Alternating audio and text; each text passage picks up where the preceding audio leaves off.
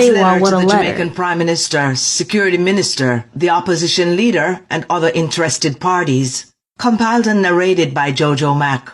I am Desmond Ballantyne, popularly known as dancehall artist NINJAMAN.